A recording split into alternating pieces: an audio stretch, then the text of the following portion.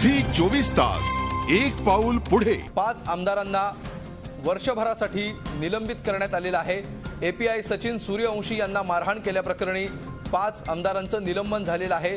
काल विधिमंडळ परिसरामध्ये एपीआय सूर्यवंशींना मारहाण करण्यात आलेली होती। याच्यामध्ये 6 आमदारांची नावं समोर येत होती, त्यातल्या 5 आमदारांना निलंबित करण्यात आलेलं आहे। या क्षणाची अत्यंत महत्त्वाची बातमी, गेल्या 2 दिवसांपासून आमदारांच्या या मारहाणीचं प्रकरण गाजत आहे। परवाच्या दिवशी ज्यावेळी क्षितिज ठाकूर आणि पोलिसांमध्ये वाद निर्माण झालेले होते आणि त्यानंतर कालच्या संपूर्ण दिवसामध्ये जी बातमी संपूर्ण महाराष्ट्रावर गाजत राहिली, या 5 आमदारांनी मारहाण केलेली होती एपीआय सूर्यवंशी यांना। या आमदारांनी आपल्या मारहाणीचं समर्थन सुद्धा केलेलं होतं, किंबहुना आपण मारहाण केलीच नाही, आपल्याला केवळ धक्का लागला, असा दावा सुद्धा राम कदम यांनी केलेला होता। तर क्षितिज ठाकूर यांनी हा संपूर्ण मारहाणीला आपण एकटे जबाबदार आहोत, त्यामुळे जी काही कारवाई करायची आहे, जी काही शिक्षा असेल ती मला एकट्याला करा असं म्हटलेलं होतं।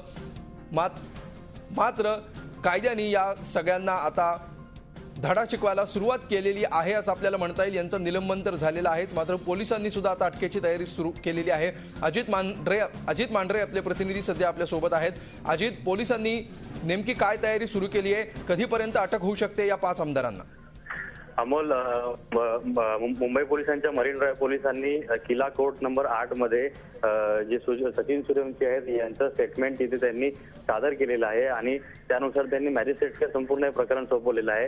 त्यानंतर पुढची प्रोसेस अशी असेल की मरीन ड्राईव्ह पोलीस स्टेशनचे जे पोलीस अधिकारी आहेत ते संबंधित जे तपास अधिकारी आहे तो या 2 आमदारांना नोटीस इश्यू करेल आणि त्यांना जबाबाकरता बोलेल आणि जर गरज पडल्यास त्यांना अटक करेल। पण यामध्ये जे कलम जे लावलेले आहेत त्यानुसार त्यांना अटकपूर्व जामीन घेणं गरजेचं आहे। त्यामुळे आता पुढे क्षितिज ठाकूर आणि जे आमदार रामदास कदम आहेत हे दोघं मुंबई उच्च न्यायालयामध्ये आपला अँटिसिपेटरी बेलसाठी पुढे जातील, अशी ही संपूर्ण एक प्रोसिजर आहे। आपल्याला एक म्हणता येईल की हे संपूर्ण प्रकरण घडल्यानंतर आता एका बाजूला त्यांचं निलंबन झालेलं आहे, पण दुसऱ्या बाजूला त्यांच्या अटकेची तयारी मुंबई पोलिसांनी सुरू केलेली आहे। संध्याकाळी 6:30 वाजता संजीव दयाल जे पोलीस महासंचालक आहेत त्यांच्या चेंबरमध्ये सर्व आयपीएस ऑफिसरांची एक बैठक आहे आणि मुंबई पोलिसांवर होणारे जे हल्ले आहेत किंवा त्या संदर्भात जे त्यांना मारहाण होती या संपूर्ण विषय घेऊन एक मोठी बैठक त्यांनी आयोजित केलेली आहे आणि त्या बैठकीमध्ये खूप मोठा निर्णय होऊ शकतो येत्या भविष्य काळासाठी की पोलीस अधिकाऱ्यांना जर हात टाकला कोणी, त्यांना जर मारहाण केली तर त्याविरोधात कडक कायदे करण्याकरता राज्य सरकारवर कशा पद्धतीने दबाव टाकला जाईल त्या संदर्भातली बैठक आहे। पण आता तुर्तास असं आहे की या दोन्ही आमदारांना अटक करण्याकरता मुंबई पोलिसांनी आपली तयारी सुरुवात केलेली आहे। बिलकुल, या 2 आमदारांबद्दलच ही अटक कारवाई होणार आहे की एकूण 5 आमदारांची नावं याच्यामध्ये समोर आलेली आहेत आणि साधारण 15 आमदारांवर 11 आमदारांवर एफआयआर दाखल झालेली होती, त्यांच्या विरुद्ध गुन्हा दाखल झालेला होता। सर्व आमदारांच्या बाबतीत सारखीच कारवाई होऊ शकते?